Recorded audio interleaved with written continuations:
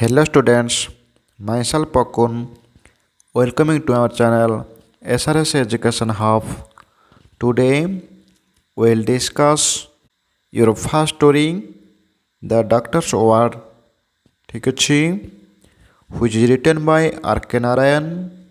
तो आज आम आमर जो प्रथम स्टोरी रही book 2 the doctors award doctor कथा जोटा कि लिखा जाइए आर.के. नारायण द्वारा ताक आम डिस्कसन करवा ठीक अच्छी।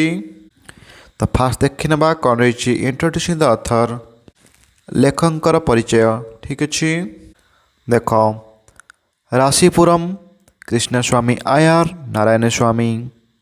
तो ये हूँ आर.के. नारायण पूरा नाटी जोटा कि राशिपुरम कृष्णस्वामी आयर नारायण स्वामी who was born in 1906 and died in 2001 ठीक अच्छी is an Indian English novelist and a short story writer।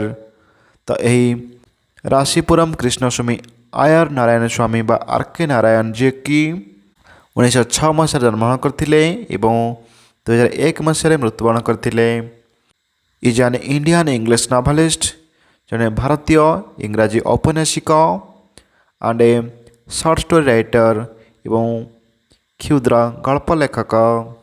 His narratives highlight social context and provide a feel for his characters through everyday life. His narratives highlight तांकर वर्णना अवलोकन करिथाए social context सामाजिक प्रसंग को and provide a feel एवं गोटे अनुभव को प्रदान करिथाए for his character through everyday life. तो नीतिदिनिया जीवन विषय चरित्र को अवलोकन करिथाए बा प्रदान करिथाए तांकर समस्त लेखा बा वर्णन नीतिदिनिया जीवनशैली एवं सामाजिक प्रसंग पर से अवलोकन करिथांती। He has brought out the humour and energy of ordinary life. He has brought out से खोजी बाहर करिथांती। तो कौन बाहर करिथांती ना ह्यूमर एंड एनर्जी हास्यरस हो बा आमर शक्ति सामर्थ्य हो जोटा कि ऑर्डिनरी लाइफ साधारण जीवन में हास्यरस को बा सामर्थ्य को से परिप्रकाश करिथांती बा लोकलोचन को आनी एंड डिस्प्लेड एवं प्रदर्शन करिथांती कंपासनेट ह्यूमानिज्म इन हिज फिक्शन। तांकर से कल्पना बा तांकर से लेखा माध्यम से कौन करिथांती ना सहानुभूतिशील होइथांती मानव समाज प्रति बा मानव समाज प्रति सहानुभूति को से तांकर कल्पना बा लेखा माध्यम प्रदर्शन करिथांती। He has created a fictional town. तो he has created a fictional town called Malgudi that stood for reality. He has created सृष्टि करिसंती गोटे काल्पनिक सहर जोटा कि Malgudi that stood for reality जहाँ वास्तवता पाई छिड़ा हो दंडायमान अच्छी। तो एभली सहर नथिले से तांकर लेखा माध्यम एक काल्पनिक सहर सृष्टि करछंती जार ना होची मालगुड़ी जहाँ वास्तवता रूप को दर्शाऊँची ठीक अच्छी तांकर से लेखा माध्यम। तो देखा ए कौन रही first unit warm up. A doctor saves lives both his a doctor saves lives both with his skill and a more with his words. Do you agree? तो ए डॉक्टर जड़े डॉक्टर बा चिकित्सक सेव्स लाइव्स जीवन को बंचई थांती both with his skill तांकर दक्षता सहित बा तांकर दक्षता द्वारा and a more with his words एवं ताठू अधिक तांकर निजर कथा द्वारा ठीक अच्छी। तो जड़े चिकित्सक तांकर सामर्थ्य बा चिकित्सा द्वारा लोक को बंचाती एवं ताठू अधिक तांकर निजर कथा द्वारा बा सांत्वना द्वारा से लोक को बंचाई पारती बोली कहुई। Do you agree? तुम्हें कौन या सहित सहमत कि बा राजी अट कि? It is because the patients will to survive is what matters. तो इट इज बिकज यही कारण रहता है कि द पेशेंट्स विल तो रोगीटर इच्छा शक्ति टू सर्वाइव इज जो बंची रहा तिष्ठि रही लोकटर बा रोगीटर जो इच्छा शक्ति थाए ताही मैटर करे ताही विषय वस्तु।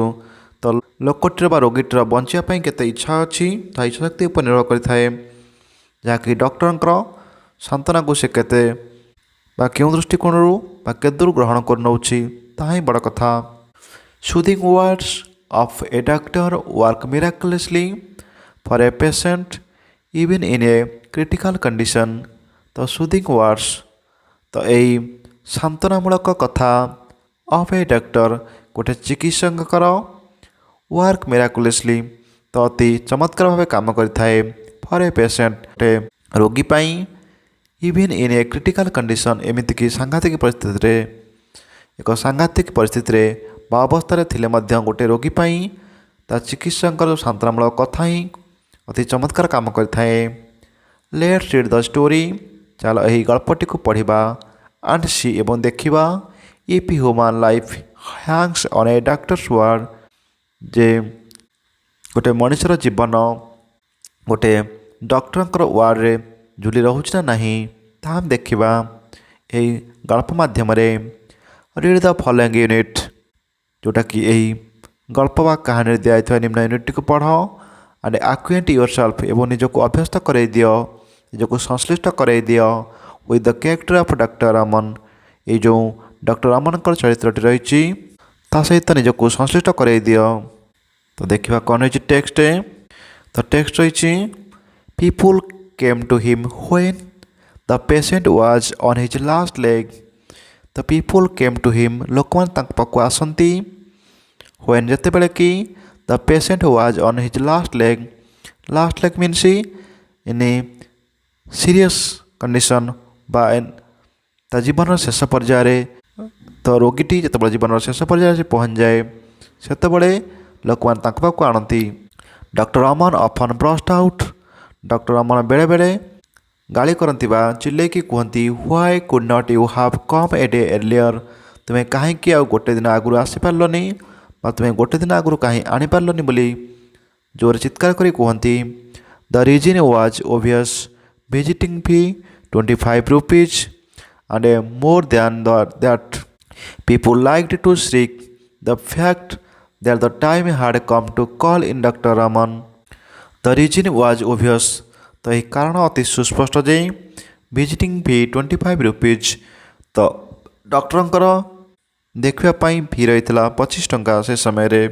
And more than that people like to strike ଏବଂ ଏହା ଅପେକ୍ଷା ଅଧିକ ଲୋକମାନେ ଟାଳି ଦିଅନ୍ତି ବା ଆଭଏଡ଼ କରନ୍ତି ଦ ଫ୍ୟାକ୍ଟ ଏହି ସତ୍ୟଟାକୁ ଯେ the time had come to call in doctor Raman ଯେ ଡକ୍ଟର ରମନ ପାଖକୁ ଆସିବାର ସମୟ ଆସିଗଲା ବୋଲି ଲୋକମାନେ ଏହି କଥାକୁ ଟାଳି ଦିଅନ୍ତି କାରଣ ତାଙ୍କ ଭିଜିଟିଂ ଫି 25 ଟଙ୍କା ରହିଥିଲା ସେ ସମୟରେ। For them there was something ominous in the very association. ଠିକ୍ ଅଛି। ଏବଂ ଆଉ କ'ଣ ରହିଛି ନା ସେମାନଙ୍କ ସହିତ କିଛି ଗୋଟେ ଓମିନିୟସ୍ ମିନ୍ସ ଅମଙ୍ଗଳ ସୂଚକ କଥା ମଧ୍ୟ ଆସୋସିଏସନ୍ ଥିଲା ବା ସଂଶ୍ଳିଷ୍ଟ ରହୁଥିଲା। ଡକ୍ଟର ରମନ ପାଖକୁ ଆସିବା ପାଇଁ ଲୋକମାନେ କାହିଁ ଅମଙ୍ଗ ହେଉଥିଲେ? ପ୍ରଥମତଃ 25 ଟଙ୍କା ଫି ରହିଥିଲା ଏବଂ ଦ୍ୱିତୀୟ ତାଙ୍କ ମନରେ ଭୟ ରହିଥିଲା କି ଗୋଟେ ଅମଙ୍ଗଳ ସୂଚକ କାହାଣୀ ସହିତ ସଂଶ୍ଳିଷ୍ଟ ହେଉଥିଲା। କ'ଣ ସେଇଟା ଥିଲା ନା as a result when the big man came on the scene it was always a quick decision one way or another. ତ ସେ କହୁଛନ୍ତି କି ଆଜ୍ ଏ ରେଜଲ୍ଟ କାରଣ ଗୋଟେ ଫଳ ଏହା କି ହ୍ୱେନ୍ ଦ ବିଗ୍ ମ୍ୟାନ୍ ଏଠି ଡକ୍ଟର ରମନ। ତ ଯେତେବେଳେ ସେହି ବିଗ୍ ମ୍ୟାନ୍ ଜଣକ ବା ଡକ୍ଟର ରମନ ଆସିବେ ଅନ୍ ଦ ସିନ୍ ତାଙ୍କର କାର୍ଯ୍ୟକ୍ଷେତ୍ରକୁ ବା ଚାମ୍ବରକୁ it was always a quick decision. ତ ସେ ସବୁବେଳେ ତ୍ୱରିତ ନିଷ୍ପତ୍ତି ନେଉଥିଲେ କି ଅନ୍ ୱେ ଏହା ଗୋଟିଏ ବାଟ ଅର୍ ଆନାଦର ବା ଅନ୍ୟ ବାଟଟି ଅର୍ଥାତ୍ ଲୋକଟି ବଞ୍ଚିବ ବା ମରିବ ତା ସେ ତ୍ୱରିତ ନିଷ୍ପତ୍ତି ଶୁଣାଇ ଦେଉଥିଲେ। ତେଣୁ ଏହି ଅମଙ୍ଗଳ କଥା ପାଇଁ ଲୋକମାନେ ଡରରେ ମଧ୍ୟ ତାଙ୍କ ପାଖକୁ ଆସୁନଥିଲେ। ଗୋଟିଏ ରହିଥିଲା 25 ଟଙ୍କା ଫି ଏବଂ ଆଉ ଗୋଟିଏ ରହିଥିଲା କି କାଳେ ସେ ଆମକୁ ମରିଯିବ ବୋଲି ଚରମ ବାଣୀ ଶୁଣାଇ ଦେବେ। ତେଣୁ ଏ ଭୟ ମଧ୍ୟ ରହୁଥିଲା। ଠିକ୍ ଅଛି। There was no scope or time for any kind of wavering or white washing. ତ ଦେୟାର ଆଜ୍ ନୋ ସ୍କୋପ୍ ସେଠି କୌଣସି ବି ପରିସର ବା ଅବସର ନଥିଲା for any kind of wavering. ତ ସେ ୱେଭରିଂ ମିନ୍ସ ଅନଡିସିଜନ୍ କୌଣସି ପ୍ରକାର ଭୁଲ ନିଷ୍ପତ୍ତି ନେବାର ବା ହ୍ୱାଇଟ୍ ୱାସିଂ ଯେମିତି ହ୍ୱାଇଟ୍ ୱାସିଂ ମିନ୍ସ ତ କଭରିଂ ଅର୍ ହାଇଡ଼ିଂ ସମଥିଙ୍ଗ ଏରର୍ସ ଅର୍ ଅନପ୍ଲେଜେଣ୍ଟ ଫ୍ୟାକ୍ଟସ୍। ତ ବାସ୍ତବ ସତ୍ୟ ଉପରେ କିଛି ଛୁପେଇକି ବା ଲୁଚେଇକି କହିବା। ତ ସେଭଳି କୌଣସି ହ୍ୱାଇଟ୍ ୱାସିଂ ସେ କରୁନଥିଲେ ବା ସତ୍ୟ ଉପରେ ମିଛର ବାହାନା କରୁନଥିଲେ।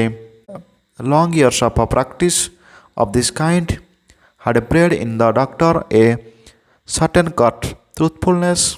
The long year of practice of this kind hard bread. ତ ଏହି ପ୍ରକାରର ଏଇ ଯେଉଁ ଅନେକ ବର୍ଷର ଅଭ୍ୟାସ ତାଙ୍କର କରୁଥିଲେ ବା ଏହି ଅଭ୍ୟାସ ରହିଥିଲା। ତ ଏହି ଡକ୍ଟର ରମଣଙ୍କର ଏ ସର୍ଟନ୍ କଟ୍ ଅଫ୍ ଟ୍ରୁଥଫୁଲନେସ୍। ତ ଏହା କ'ଣ କରୁଥିଲା ନା ଏହା ଗୋଟେ ସର୍ଟନ୍ ମିନ୍ସ ସାର୍ପ ରିପ୍ଲାଏ। ତ ହଠାତ୍ ତୀକ୍ଷ୍ଣ ପ୍ରତି ଉତ୍ତର ଦେଉଥିଲେ ଯେଉଁଟାକି ନିଶ୍ଚିତ ରୂପେ ତାହା ସତ୍ୟ ଥିଲା। For that very reason his opinion was valued. ଏବଂ ଯେଉଁଥିପାଇଁ କି ତାଙ୍କର ମତାମତର ଅଧିକ ମୂଲ୍ୟ ଲୋକମାନେ ଦେଉଥିଲେ ବା ତାକୁ ବିଶ୍ୱାସ ନେଉଥିଲେ, କାରଣ ସେ ଆସନ୍ତି ବିନା କୌଣସି ମିଥ୍ୟାରେ ବା ବିନା କୌଣସି ସାନ୍ତ୍ୱନାରେ ସେ ସିଧାସଳଖ ନିଷ୍ପତ୍ତି ଦେଇଦିଅନ୍ତି ରୋଗୀଟି ବଞ୍ଚିବ ବା ମରିଯିବ। ସେଥିପାଇଁ ତାଙ୍କର କଥାକୁ ବା ମତାମତକୁ ଲୋକମାନେ ଅତି ମୂଲ୍ୟ ଦେଉଥିଲେ ବା ମାନୁଥିଲେ। He was not a mere doctor expressing an opinion. ତ ସେ ଜଣେ ମାମୁଲି ବା ସାଧାରଣ ଡକ୍ଟର ନଥିଲେ ଯିଏକି ଏକ୍ସପ୍ରେସିଂ ଆନ୍ ଓପିନିଅନ୍ ଗୋଟେ ମତାମତ ପରିପ୍ରକାଶ କରିବା ପାଇଁ, ବଟ୍ ଏ ଜଜ୍ ପ୍ରୋନାଉନ୍ସିଂ ଏ ଭର୍ଡିକ୍ଟ। ବରଂ କୁହାଯାଇପାରିବ ଯେ ଜଣେ ବିଚାରପତି ଯିଏକି ତାଙ୍କର ରାୟ ଶୁଣାଉଥିଲେ, ତାଙ୍କର ରାୟକୁ ଶୁଣାଇ ଦେଉଥିଲେ। The patient's life hung on his words. ତ ରୋଗୀଟିର ଜୀବନ ତାଙ୍କ କଥାରେ ହିଁ ଝୁଲି ରହୁଥିଲା, କାରଣ ଗୋଟେ ବିଚାରପତି ରାୟ ଦେଲା ଭଳି ତାଙ୍କର ଜଜମେଣ୍ଟ ରହିଥିଲା ଯେ ଲୋକଟି ବଞ୍ଚିବ ବା ମରିଯିବ। ତେଣୁ ସେଥିପାଇଁ ଗୋଟେ ରୋଗୀର ଜୀବନ ତାଙ୍କର କଥା ଉପରେ ଝୁଲି ରହୁଥିଲା। This never unduly worried doctor Raman. ତ ଏହି କଥାଟି ବା ଏହି ରାୟ ଯେଉଁ ଦିଅନ୍ତି, ୟା ନେଭର୍ ଅନ୍ଡୁଲ୍, ୟା ଅନୁଚିତ ଢଙ୍ଗରେ ଯେଉଁ ରାୟଟି ସେ ଦିଅନ୍ତି, ଏହା କେବେ ହେଲେ ତାଙ୍କୁ ଦୁଃଖିତ କରୁନଥିଲା ଡକ୍ଟର ରମଣଙ୍କୁ, ବା ସେ ଏହି ମତାମତ ଦେବାରେ କେବେ ଦୁଃଖିତ ପ୍ରକାଶ କରୁନଥିଲେ। He never believed that agreeable words ever save lives. କାରଣ ହି ନେଭର୍ ବିଲିଭ୍ଡ, ସେ କେବେ ହେଲେ ବିଶ୍ୱାସ କରୁନଥିଲେ ଯେ ଏଗ୍ରିଏବୁଲ୍ ୱାର୍ଡ଼ସ୍, ଯେ ସହମତିମୂଳକ କଥା ଗୁଡ଼ାକ, ଏଭର୍ ସେଭ୍ସ ଲାଇଫ୍, ଯେ କେବେ ଜୀବନ ବଞ୍ଚାଇ ପାରିବ, ବା କାହାକୁ ସାନ୍ତ୍ୱନାମୂଳକ କଥା କହିଲେ ତାହା କେବେ ଜୀବନ ବଞ୍ଚାଇ ପାରିବ ବୋଲି ସେ କଥା କେବେ ବିଶ୍ୱାସ କରୁନଥିଲେ। He did not think it was any of his business to provide unnecessary dope when as a matter of course nature would tell them the truth in a few hours. He did not think, ସେ କେବେ ଭାବୁନଥିଲେ ଯେ it was any of his business, ଯେ ଏହା ତାଙ୍କର ଗୋଟେ ବେପାର ଥିଲା କି ଟୁ ପ୍ରୋଭାଇଡ୍ ଅନ୍ନେସେସାରୀ ଡୋପ୍, କାହାକୁ ଗୋଟେ ଅନାବଶ୍ୟକ ଔଷଧ ପ୍ରଦାନ କରିବା। ହ୍ୱେନ୍, ଯେତେବେଳେ କି ଆଜ୍ ଏ ମ୍ୟାଟର୍ ଅଫ୍ କୋର୍ସ, ଯଦିଓ ଅବଶ୍ୟ ସେହି କଥାଟି ନେଚର୍ ଉଡ୍ ଟେଲ୍ ଦେମ୍, ପ୍ରକୃତି ତାଙ୍କୁ ଜଣାଇଦେବ the truth in a few hours, କିଛି ଘଣ୍ଟା ମଧ୍ୟରେ ସତ୍ୟ କ'ଣ, ଯେ କାହାକୁ ଯଦି କୌଣସି ରୋଗୀ ବଞ୍ଚିବାର ନାହିଁ ତ ତାକୁ ସେ ମିଥ୍ୟା ଔଷଧ ଦେଉନଥିଲେ ବା ମିଛ କଥା କହୁନଥିଲେ, କାରଣ ସେ ଜାଣିଥିଲେ ଯେ ଆଉ କିଛି ସମୟ ପରେ ପ୍ରକୃତି ତାଙ୍କୁ ସତ୍ୟ କ'ଣ ଜଣାଇଦେବ, ସେତେବେଳେ ସେ ନିଜେ ମିଥ୍ୟା ବୋଲି ପ୍ରମାଣିତ ହୋଇଯିବେ। ତେଣୁ ସେଥିପାଇଁ ସେ ସିଧାସଳଖ ଭାବରେ ନିଜ ମତାମତ ଜଣାଉଥିଲେ ଏବଂ କେବେ ହେଲେ ସେଥିପାଇଁ ଦୁଃଖିତ ହେଉନଥିଲେ କି କାହାକୁ ମିଛ କଥା କହୁନଥିଲେ ବା ଅନ୍ନେସେସାରୀ ଡୋପ୍ ଦେଉନଥିଲେ, ଅନାବଶ୍ୟକ ଔଷଧ ଦେଉନଥିଲେ। ଠିକ୍ ଅଛି। ହାଉଏଭର୍ ହ୍ୱେନ୍ ହି ଗ୍ଲିମ୍ପସ୍, ଏପରିକି ଯେତେବେଳେ ସେ କ୍ଷଣିକ ଦୃଷ୍ଟିରେ ଲକ୍ଷ୍ୟ କରୁଥିଲେ କି ଦ ଫେଣ୍ଟେଷ୍ଟ ସାଇନ୍ ଅଫ୍ ହୋପ୍, ତ ଆଶାର ସାମାନ୍ୟତମ ଲକ୍ଷଣ, ହି ରୋଲ୍ଡ ଅଫ୍ ହିଜ୍ ସ୍ଲିଭ୍, ତାଙ୍କର ହାତକୁ ସେ ଗୁଡ଼ାଇ ଦେଉଥିଲେ, ଅର୍ଥାତ୍ ଫୁଲ୍ ସାର୍ଟ ପିନ୍ଧିଲେ ତା'ର ହାତକୁ ଯେଉଁ ଆମେ ଭାଙ୍ଗି ଦିଏ ବା କାର୍ଯ୍ୟକ୍ଷେତ୍ରରେ ଅଗ୍ରସର ହୋଇଯାଏ, ତ ସେୟା କୁହାଯାଇଛି। ହି ରୋଲ୍ଡ ଅଫ୍ ହିଜ୍ ସ୍ଲିଭ୍, ତାଙ୍କର ସ୍ଲିଭ୍କୁ ସେ ଗୁଡ଼ାଉଥିଲେ ବା ଫୁଲ୍ ହାତକୁ ଭାଙ୍ଗୁଥିଲେ, ଅର୍ଥାତ୍ ସେ କାର୍ଯ୍ୟକ୍ଷେତ୍ରକୁ ଆଗେଇ ଯାଉଥିଲେ।